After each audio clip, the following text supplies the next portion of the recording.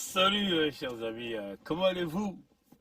Bon, peuple congolais, on va essayer un peu de tenir une petite conversation, comme d'habitude, hein. On va essayer d'ajuster ça comme ça. On va pas mettre du temps. Bon, bon, rapidement, une façon simplement de... On va essayer un peu de rigoler. Cette vidéo-là qui fait aujourd'hui le tour, hein, au Kemba Dominique Jean avec l'uniforme, l'amiral pour une première fois, je l'ai vu en uniforme. Et Ndengue François aussi en tenue, qui s'exhibe, qui transpire, qui fait même passer un policier sous ses jambes. Mais c'est incroyable, c'est vraiment pitoyable, comme on a l'habitude de dire. C'est incroyable. Bon, certains nous disent une vidéo qui date. On n'a rien à cirer, une vidéo qui date ou pas, on n'a rien à cirer. Mais ce qui est vrai, c'est que ça vous montre un peu la cupidité, hein, de... En réalité, ça vous montre même le caractère tribal même de ces forces de sécurité où vous avez, je prends toujours ça entre guillemets, hein, entre guillemets, le responsable de la police nationale, c'est-à-dire que de l'ensemble du territoire national, qui se met à exhiber en tenue, hein, en tenue. L'uniforme représente la nation, hein, l'uniforme représente le respect. L'uniforme euh, n'a pas d'ethnie, hein. L'uniforme, c'est, comme on le dit, c'est uniforme, c'est-à-dire que c'est national. En fonction de quoi, hein, celui qui se dit le responsable de la police peut suer l'uniforme de la police, donc l'uniforme de l'État. En fonction de quoi? Que cet individu peut suer cet uniforme-là en dansant au rythme de sa musique, des danses traditionnelles de son ethnie. Ah, chers amis. C'est là où je dis qu'il y a la police ou l'armée est caractérisée par l'ethnie Mboshi, hein, l'ethnie qui a brisé l'économie du Congo, hein, chers amis. En fonction de quoi, hein? Celui qui se dit le responsable de la police peut suer l'uniforme de la police, donc de l'État jusqu'à ce niveau.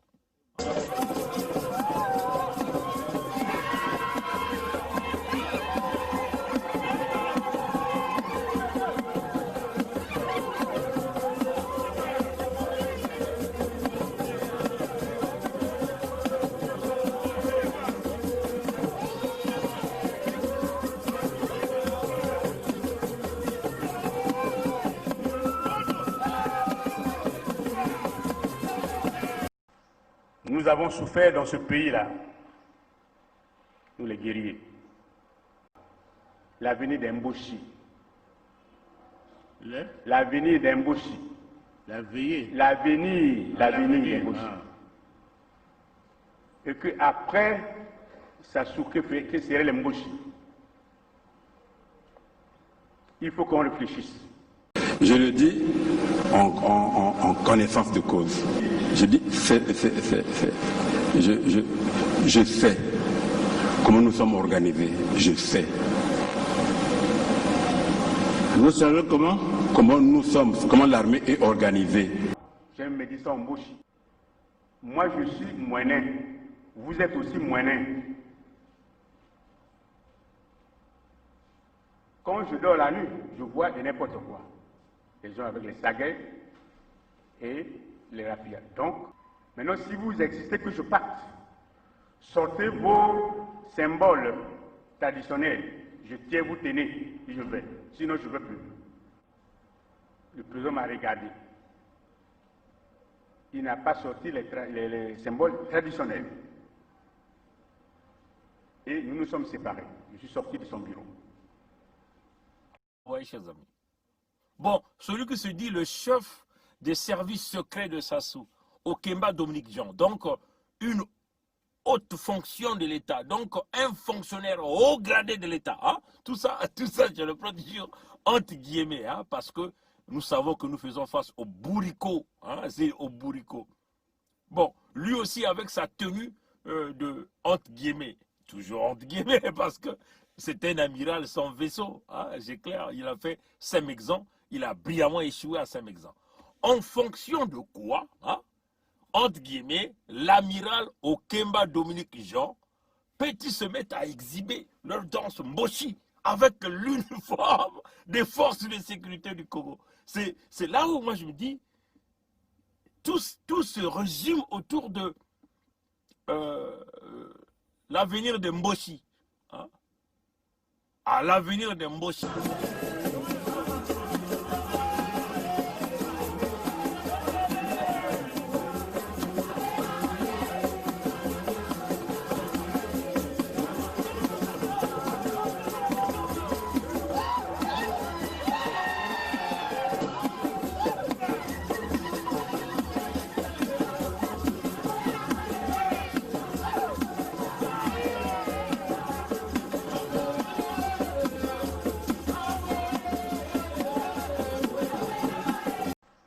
Nous avons souffert dans ce pays-là, nous les guerriers. L'avenir d'Mboshi. L'avenir d'Mboshi. L'avenir d'Mboshi. Et qu'après, ça souffre que serait l'Mboshi. Il faut qu'on réfléchisse. Je le dis en connaissance de cause. Je dis, je sais comment nous sommes organisés. Je sais. Vous savez comment nous sommes, comment l'armée est organisée. J'aime me dire ça en bouche. Moi, je suis moinet. Vous êtes aussi moinet. Quand je dors la nuit, je vois de n'importe quoi.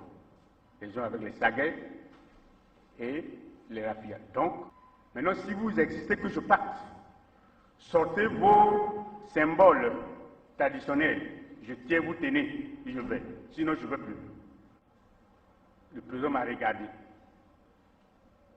Il n'a pas sorti les symboles traditionnels. Et nous nous sommes séparés. Je suis sorti de son bureau. Ce sont des gens qui ont tribalisé les forces de sécurité de l'État, qui ont tribalisé l'uniforme militaire ou de la police pour des intérêts simplement ethniques. Bon, il y a encore un acte hein, que moi je condamne dans ça.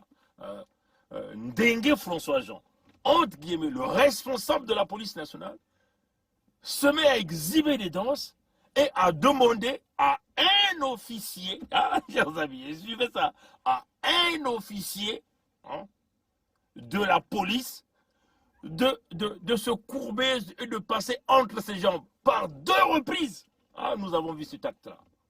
Et ça se dit quoi dans tout ça?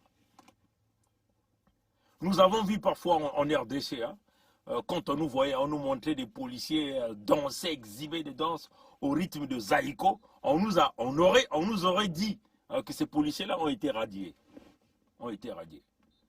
Donc vous voyez que le retraité Ndengue François jouit simplement, mais ça c'est un acte grave hein, devant. Ces gens-là devaient être simplement radiés des forces si nous faisons affaire à imaginer un peu.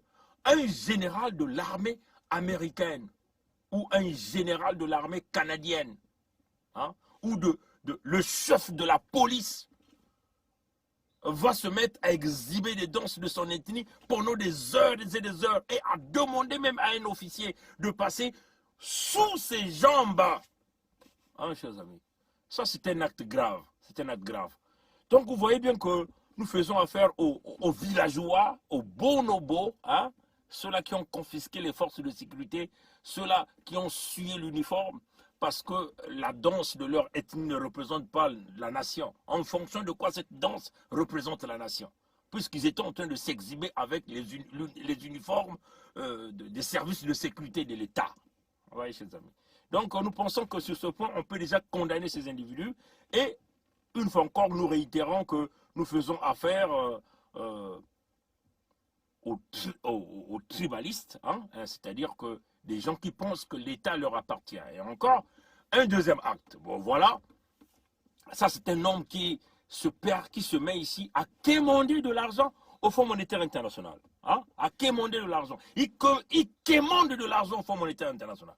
On l'a vu le 7 mai à France 24 et RFI quémander les fonds d'urgence sur coronavirus au FMI. Il a dit, il demandait 300, 400, 500 millions de dollars, pourquoi pas? Hein? Le FMI ne vous a pas inclus dans une première liste de 25 pays à qui il accorde une aide d'urgence. Ne craignez-vous pas d'être oublié, d'autant que le FMI a gelé une tranche d'aide en décembre, estimant que vous n'aviez pas rempli vos obligations, notamment en matière de transparence, de restructuration de votre dette avec la Chine et surtout avec des traders pétroliers? Nous sommes en rapport constant avec le Fonds monétaire international. La dette du Congo a été restructurée avec l'appui de la Chine. Nos négociations avec les traders vont dans la bonne direction. Nous pensons que le Fonds monétaire international tient compte de tous ces éléments-là et approuvera la demande d'aide d'urgence que nous avons formulée. Vous demandez combien au Fonds monétaire international et est-ce que vous pensez que vous allez en effet conclure? Il y a 2 traders pétroliers notamment avec qui vous êtes en litige depuis des années et on parle de grosses sommes, c'est Trafigura et Glencore. Est-ce que vous allez conclure un accord avec eux et combien demandez-vous au FMI? Nous avons confiance, nous pensons que nous allons conclure avec Trafigura et Glencore. Et au Fonds monétaire, nous demandons une aide qui peut aller vers 300, 400, 500 millions de dollars, pourquoi pas. Voilà un homme qui crie à la crise économique, qui est en train de vouloir même que le FMI puisse réouvrir le contrat du 11 juillet 2019, ce contrat que lui n'avait jamais respecté, qui avait donc permis au FMI de briser ce contrat. Il veut vouloir l'ouvrir, mais voilà que nous avons vu hier, là, dans cette vidéo qui fait le tour, les gens de ce régime qui nous montrent l'impression qu'il n'y a pas la crise, parce qu'on distribuait des billets d'argent comme si on était en train de donner du yogourt aux enfants. On distribuait des billets d'argent dans une quiétude. L'argent ne faisait que circuler. Même le plus pauvre dans ce groupe-là était en train de distribuer de l'argent. Chers amis. Tous les individus que nous avons vus distribuer de l'argent à flot. Donc ça montre encore que c'est le cash de l'argent du Congo qu'on est en train de distribuer. Donc ça veut seulement dire que cet argent-là, c'est les 30 000 milliards, vous vous dites souvent 14 000, chers amis, nous disons toujours, c'est 30 000 milliards. Même Miarassa, je crois que M. Clément Miarassa l'a aussi dit, quand il est passé lors d'interviews ici, dans une radio de la place, d'Amérique du Nord, il a parlé de 30 000 milliards, chers amis. C'est ce que nous avons toujours réclamé. Ouais, chers amis. Et à un certain moment, après que Kemba Dominique, après qu'il puisse suer l'uniforme de l'amiral, donc des forces de sécurité du Congo, donc de l'armée congolaise, enfin on ne peut pas dire l'armée congolaise, de l'armée Mboshi d'Oyo, d'Edou, de Lombo, peut-être même les Mboshi de Bunji. Chers amis. Parce qu'apparemment, au départ, leurs intellectuels, c'était les Mboshi de Bunji, mais ils sont en train maintenant d'écarter les Mboshi de Bunji petit à petit pour former les leurs, donc Edou, Olombo, voilà, Oyo, ainsi de suite. Vous voyez, chers amis, donc c'est une honte, comme le dit le doyen Isidore Ayatonga, c'est une honte, ils sont cuits. Mais nous pensons que, comme on le dit, quand vous voyez, après que Okemba Dominique Jean puisse exhiber, transpirer devant leurs femmes, après, il a sorti un sac noir qu'il a remis donc au groupe traditionnel. C'était un paquet d'argent. Dans ce sac-là, c'était le paquet d'argent. Vous voyez, quand il transmet, Ndengue prend, Ndengue transmet. C'était l'argent, l'argent. Bon, vous pouvez voir que ce sac, un gros sac comme ça, en forme de cartable, là, hein, ceux qui ont fait l'école primaire au Congo, en forme de cartable.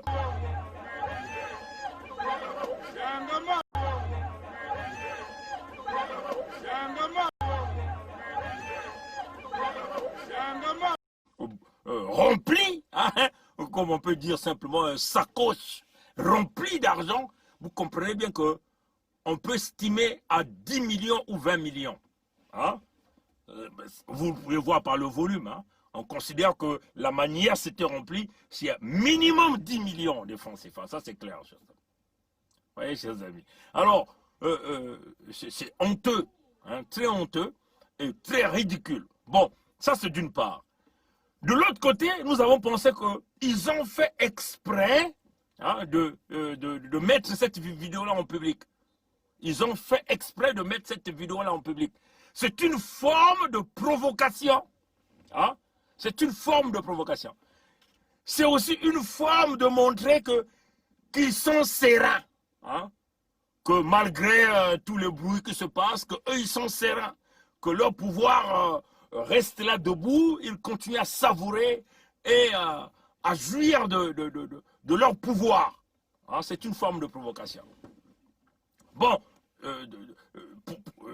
d'un autre côté, le fait que Okemba Dominique Jean est resté en uniforme de combat, ça veut seulement dire qu'il est en guerre. Qu'il est en guerre, hein, chers amis, qu'il est en guerre. Il est en guerre contre qui? Ben, contre le peuple, dont ce peuple-là est victime de l'argent que eux, les voleurs, ont pris. Des crimes que eux, ils ont commis. Donc, ils sont en guerre contre ce peuple-là. Vous voyez, chers amis? Vous voyez?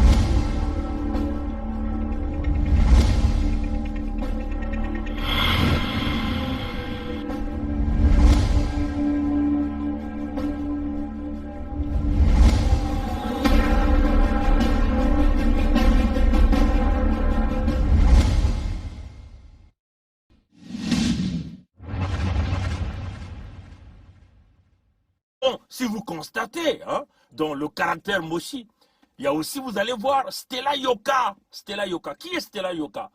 Bon, c'est cette femme que vous avez vue au départ, qui est partie derrière et qui est venue devant. Bon, ceux qui sont nos amis sur Facebook peuvent encore, sur Facebook, voilà, nous avons publié 3 vidéos de Ndengue, de Stella Yoka et puis de Okemba Dominique Jean. Donc, qui est Stella Yoka? Stella Yoka, c'est la fille de Emmanuel Yoka. Hein, Emmanuel Yoka. Bon, Stella Yoka, elle est procureure adjointe. Hein? Donc, elle vient en 2e rang après Okonga Kala. Une police faible, affaiblie, incapable de riposter. Ça, c'est quelle police? La police doit être très politique. Mais ici, au niveau de la police, il y a maintenant des partis. Mais comment on va faire? Vous donnez les instructions, les ordres? Non, on ne respecte pas parce qu'on appartient à tel ou tel parti. Non. La police doit être républicaine. Incolore, inodore. Capable de combler. Okonga Kala, c'est le procureur de la République. Donc, on peut seulement dire Stella Yoka est procureur adjoint de la République au Congo.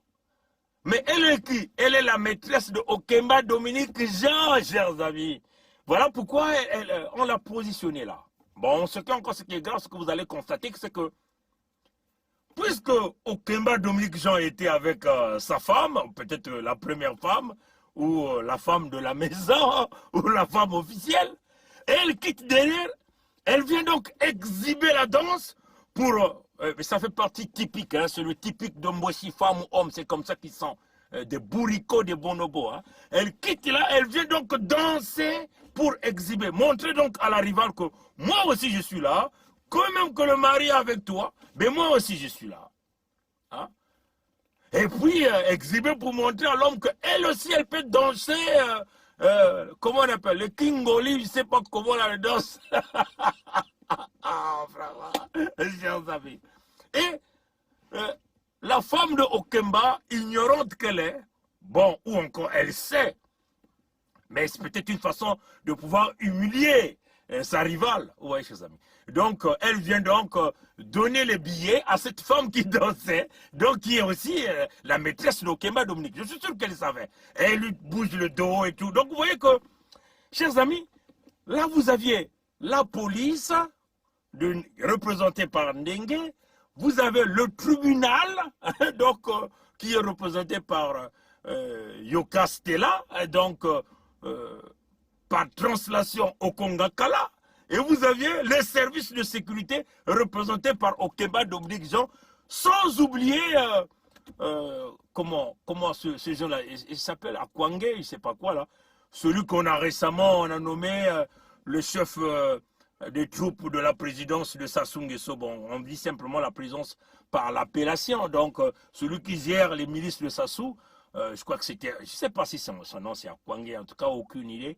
Il était là aussi dehors. Hein. Vous voyez que quand Okemba Dominique sort, c'est le monsieur qui était en béro mauve en train de le saluer. Donc, ce qu'ils ont appelé les institutions brisées, pilotées par Sassou, tous ils étaient là. C'est une honte, hein, chers amis. Oui, chers amis. Donc vous voyez que... mais tout ça, ça représente quoi? L'avenir des Mboshi. Nous avons souffert dans ce pays-là, nous les guerriers. L'avenir des Mboshi. L'avenir des Mboshi. L'avenir des Mboshi. Et qu'après, Sassou, que seraient les Mboshi? Il faut qu'on réfléchisse. Je le dis en connaissance de cause. Je dis je sais comment nous sommes organisés. Je sais. Vous savez comment nous sommes, comment l'armée est organisée. J'aime me dire ça en bouche. Moi je suis moinet. Vous êtes aussi moinet. Quand je dors la nuit, je vois de n'importe quoi. Les gens avec les saguets et les rapias. Donc, maintenant, si vous existez, que je parte, sortez vos symboles traditionnels. Je tiens, vous tenez, et je vais. Sinon, je ne veux plus. Le président m'a regardé.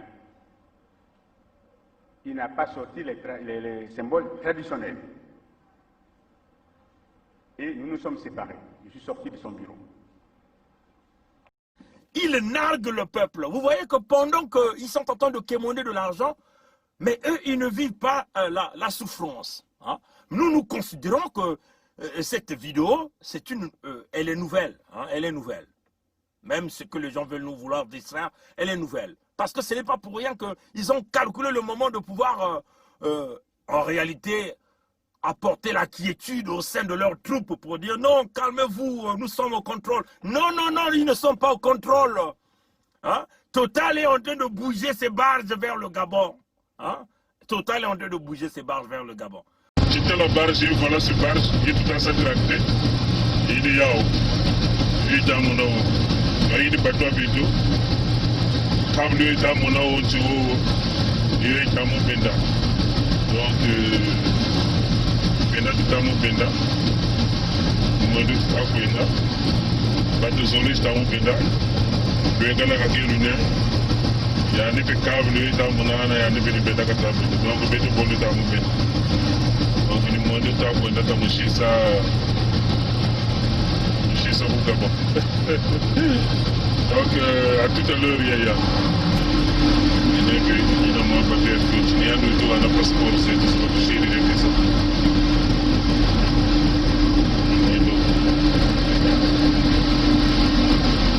En plus, Eni menace du côté, nous savons que le Congo est une vache à lait hein, pour Total et Eni, mais la menace elle est réelle, oui, chers amis. Donc, ce type-là va tomber. Il y a deux choses. Hein. Nous sommes convaincus que la France-Afrique finira par buter ce type-là, buter l'homme à la coiffe du diable. Parce qu'il détient tellement les secrets, il ne peut pas nous livrer ce type. Hein? Et Sassou, tout ce qu'il va faire, il est foutu. On est convaincu que la France-Afrique finira par buter ce type. Parce qu'on pouvait pas. Parce que si on nous livre, mais certainement, il va nous donner tous les secrets de tous les politiciens français qui viennent chercher les mallettes d'argent.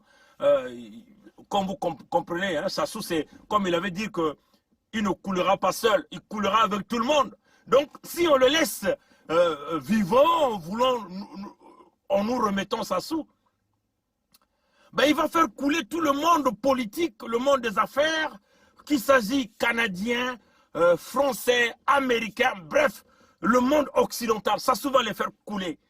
Parce que comme il est rancunieux, hein, lui aussi va se prouver aux gens que bon, moi je coule pas seul, je coule avec vous. Il va tout publier. On est convaincu. C'est ce qu'il va faire. Il va tout publier. Oui, chers amis. Donc, la France-Afrique finira par buter ces types. Et c'est ce qui va arriver.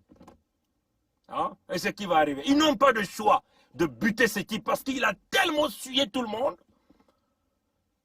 On ne peut pas laisser ce type parce que ils ont, voilà, ils ont tellement camouflé ces crimes. Ben, si on le laisse, il finira par tout livrer. Et ça sera la destruction complète du monde occidental qui ont fraudé en Afrique, qui a volé l'Afrique. Il va tout dire, il va tout exploser. Hein, souvenez-vous que quand dans les valises d'argent, tout est filmé. C'est comme ça que ça soutient tout ce monde-là. Ouais, chers amis. Mais c'est une réalité palpable qui est là. Alors, donc, vous comprenez bien que maintenant, ça se met maintenant sur un autre plan.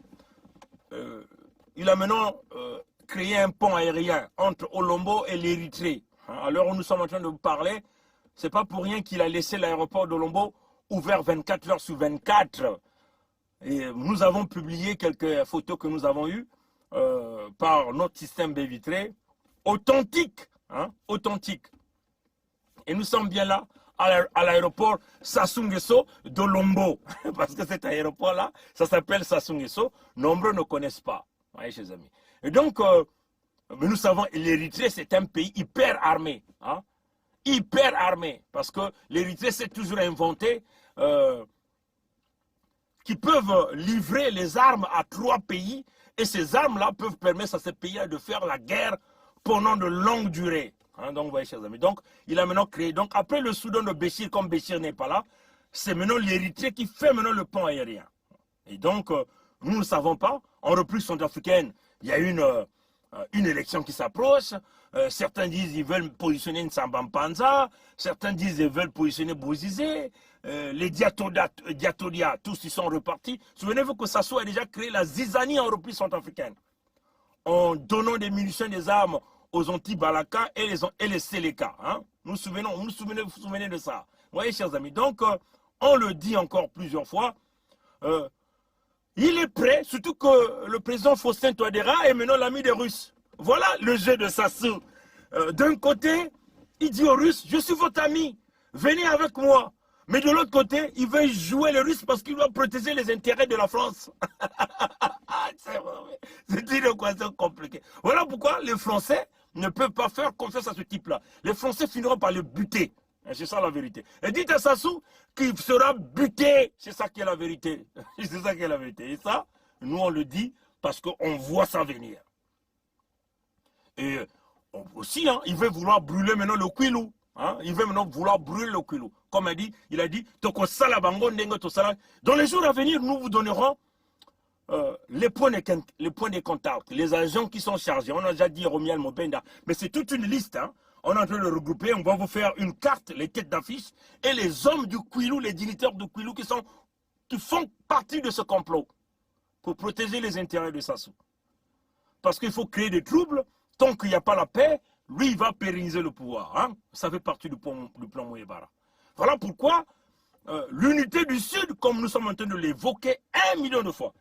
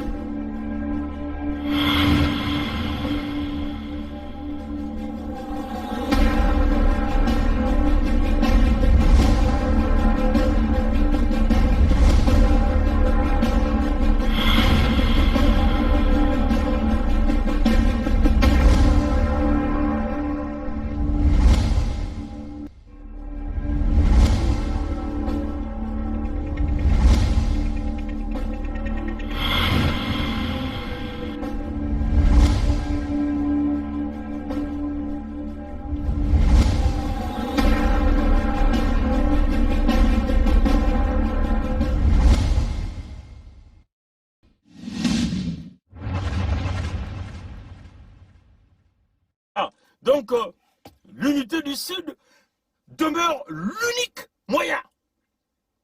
Il s'attaque au Kwilu, le peuple du Poul, de la Bouenza, du Nyari, de l'Alekoumou, de la Bouenza, tous vont se diriger au Kwilu pour protéger les populations. Nous allons former un bloc, un shield, comme on dit en anglais, hein, pour les encercler et pour terminer avec eux, parce qu'il y a déjà, présentement, il y a déjà au moins 400 et quelques mercenaires qui sont dans les zones de Nkola. Hein. La fois dernière, on avait donné le nom, on dit que c'était proche de Makola. Mais c'est Nkola, au nom de la potasse. Mais ce ne sont ni des Congolais. Confirmé, information confirmée. Même les sages Vilou l'ont confirmé. Ils ne parlent ni français, ni anglais, ni lingala, ni mukutuba. Ils sont en Nkola. C'est là où il les a camouflés, prêts à mener les opérations de la Zizanie dans le département de Kwilu. Donc, vous voyez, chers amis. Donc, ils s'attaquent au Poul. Tout le monde dans les 5 départements vont se diriger. Parce que c'est comme ça, chers amis. Il faut que nous soyons une chaîne. Hein? Nous sommes les maillons d'une même chaîne. Nous avons les mêmes problèmes. Il faut faire bloc au sud. On n'a pas de choix. Et nous osons croire que les amis de la partie nord, ceux qui ne veulent pas faire partie du projet Mbossi, ce complot-là, qui consiste à briser ce pays, à piller les ressources naturelles, à tuer les nôtres, vont aussi former une chaîne du côté du nord pour chasser ces Mboshi-là qui sont venus bousiller le Congo, nous emmener la zizanie et la division. Oui, chers amis. Donc, c'est cela. Donc, alors, peuple congolais, préparez-vous, parce que le pire est en train d'arriver. Le FMI a fermé les valves, comme l'a dit M. Gary Rice, le directeur de communication du Fonds monétaire international. A question from Laura Gardner, who is with Debtwire in London. Laura's asking about the Republic of Congo. Has the government progressed in debt restructuring negotiations with oil traders? Can we expect a first review of the extended credit facility from, that's the program with the fund, with the IMF, and disbursement before the end of the year, or is this program essentially stalled? To which I can tell you the Congolese authorities and IMF staff are currently in discussions to update the macroeconomic framework, to assess the authorities' request for a rapid credit facility, and later the first review of the extended credit facility. So the Congolese authorities, in addition to the ongoing program with the IMF, have also requested emergency financing to help mitigate the pandemic. That's the rapid credit facility. So these discussions cover, amongst other things, questions related to debt sustainability and how fund emergency assistance could help the authorities to mitigate the effects of the COVID-19 crisis. At this stage, it's too early to provide indication of possible timelines for the conclusion of these discussions. So that's the Republic of Congo. Dans sa conférence de presse du 10 septembre, donc le jeudi passé, il dit, c'est trop tôt, il n'y aura rien, que dalle, zéro, du Bungoutulu. Sassou, on va donner à Sassou. Sassou n'aura rien. Parce que les vidéos montrent. Vous voyez, chers amis, hein, quand nous faisons ces vidéos-là, tout le monde nous regarde. Qu'il s'agit des gens du FMI, les services secrets, la Maison Blanche, le bureau du Premier ministre du Canada, le palais de l'Élysée, même les Chinois commencent à nous regarder, chers amis. Parce qu'on a maintenant des contacts des Chinois. Tout le monde s'intéresse. Parce que quand vous voulez aller conquérir une région, il faut s'intéresser à sa diaspora. On a toujours dit, la diaspora d'un État demeure la base de référence. Tout ce que nous faisons, nous sommes suivis. Hein, nous sommes suivis. Donc, les gens viennent tirer des informations à partir de nous. Hein, chers amis. Souvenez-vous, le rapport du département d'État américain a fait un bon rapport sur la diaspora congolaise. Mais qui est cette diaspora-là? Mais ce sont ceux qui sont au front, ceux qui sont sur la première ligne, ceux qui bougent, ceux qui cherchent des voies, des solutions pour dégager Sassou. La racaille PCT, vous avez vu que même le bâtiment de l'office de ONPT hein, est devenu même le siège du PCT, hein, chers amis. Vous voyez, alors qu'on pouvait en faire un hôpital ou un truc des jeunes et tout ça, et tout, vous voyez, chers amis. Donc, on se prépare à chasser Sassou, à traquer tous les criminels, à récupérer le pactole du Congo et à relancer l'économie. Mais la véritable force partira au sud du Congo. C'est ça la vérité, au sud du Congo. Donc, les problèmes passés là, nous ne sommes plus là. Hein? Nous sommes dans une action, on nous a poussé contre le mur, on veut vouloir nous exterminer, il faut réagir. Donc, à chaque action demande une réaction. Puisque Sassou a engagé une action pour nous exterminer, nous devons donc venir avec une contre-réaction. Nous sommes là dans les relations physiques. Action-réaction, action-réaction. Vous voyez, chers amis. Donc, c'est comme ça que nous allons procéder pour protéger le sud du Congo. On dit plus jamais le massacre des populations au sud, plus jamais tuer les Congolais au sud. On n'en a pas besoin. S'il veut faire la guerre, il n'a qu'à aller tuer à Oyo, à Edou. Voilà. Il n'a qu'à aller tuer là-bas. Vous voyez, chers amis, pas chez nous. Donc, chers amis, on est convaincus que le peuple gagne toujours. La lutte continue. Ingeta. Voilà, passez une bonne soirée et à la prochaine. Au revoir.